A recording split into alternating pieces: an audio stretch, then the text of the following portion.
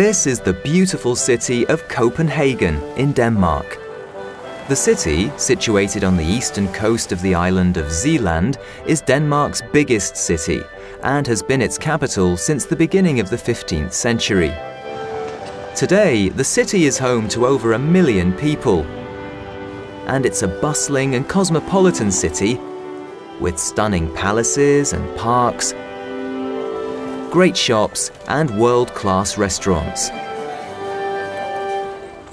But Copenhagen's origin is as a small fishing village, established back in the 10th century by the most famous and feared of Denmark's old inhabitants, the Vikings. The legacy of a great Viking empire that dates back more than 1,000 years can be seen across Europe to this day. But now it's very hard to separate fact from fiction when talking about the Vikings. So many myths, sagas, and legends have grown up around the medieval civilization of raiders, traders, and intrepid explorers that it's difficult to know which of the stories are actually true. Over 1,000 years after the end of the Viking era, new technology, working in tandem with old skills, is helping us to learn more about this great civilization. And some of the most important work is happening not far from Copenhagen, in the historic town of Roskilde. The town of Roskilde is around 30 kilometers west of Copenhagen, sitting at the head of the Roskilde Fjord. In Viking times, the town was the capital of Denmark and a vital trading centre. There had always been rumours that Viking ships might have been deliberately sunk in the Roskilde Fjord in order to protect the capital from attack from the sea. For years, fishermen and divers had been finding parts that could have come from Viking ships in shallow water at Skuldelev, 20 kilometres from Roskilde. But it wasn't until 1962 that work began to excavate this area of the fjord, and 5 ships emerged from the mud. The ships had probably been at the bottom of the fjord since the 11th century. They were in thousands of pieces, and this left the archaeologists with a massive, intricate jigsaw puzzle that would take them many years to solve. Every piece of timber needed to be carefully recorded and preserved, so that the ships could be rebuilt in the museum that had been specially constructed at Roskilde.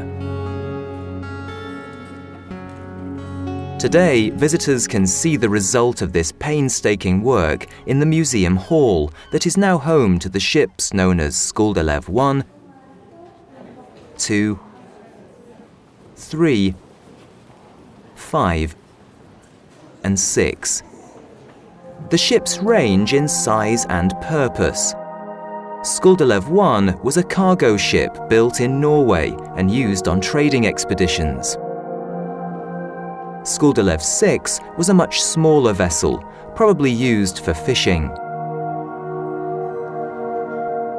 And Skuldelev 2 was perhaps the most impressive of all, a 30-meter ocean-going longship which would have been manned by a crew of 65 to 70 warriors. All these skeletal reconstructions were just the first step in a process that was to reveal an enormous amount about the Vikings.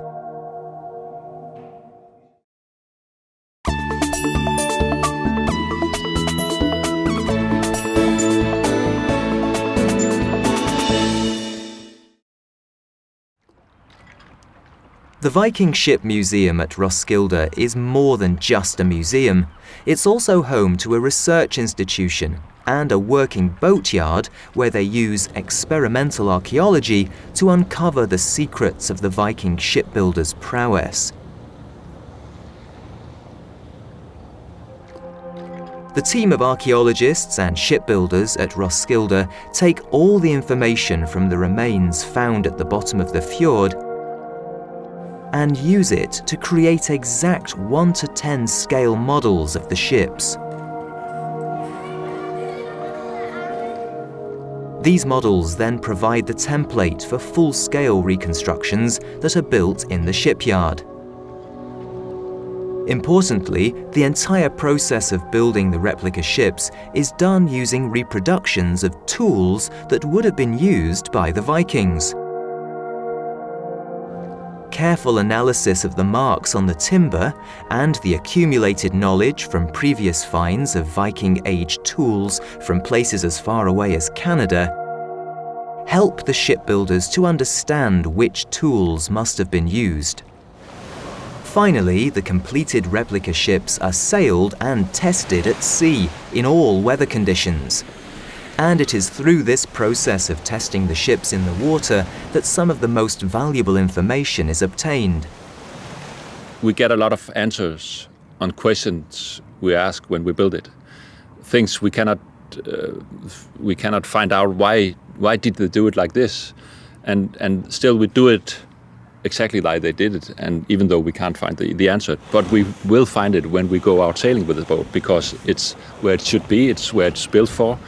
And if it's not functioning on the sea, on the big waves, and when you get seasick and all this, then it's maybe because we have reconstructed the ship in the wrong way.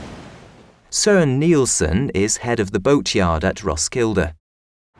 He was in charge of the Sea Stallion construction project. The Sea Stallion from Glendalough is the replica ship built from the skeleton of the Skulderlev II longboat.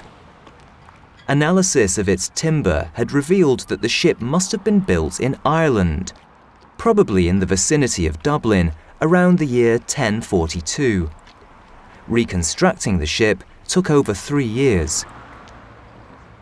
But when it was completed, Søren was on the crew when they sailed the ship from Roskilde back to its original home, Dublin.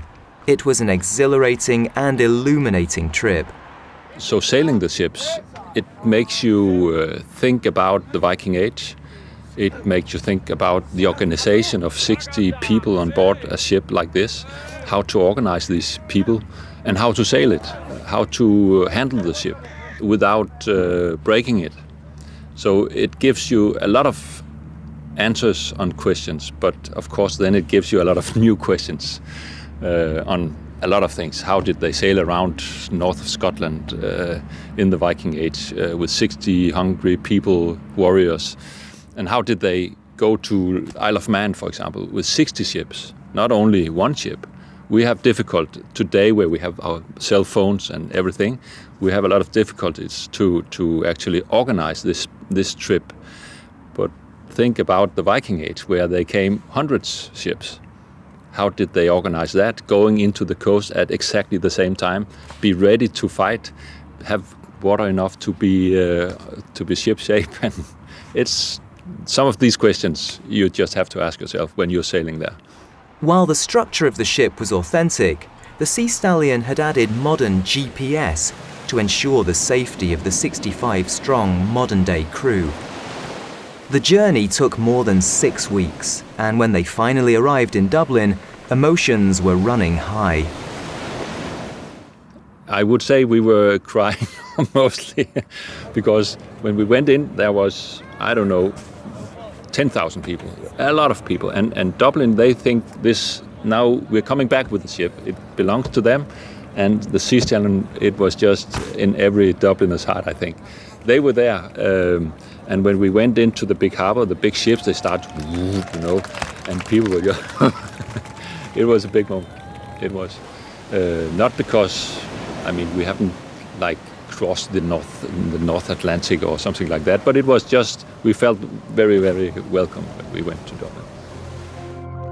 In the past few years, another 9 ships have been unearthed at Roskilde, and work is ongoing to preserve and reconstruct these ships. And through this work, we will find out even more about the fascinating Viking civilization and the incredibly skillful shipbuilders that made it all possible.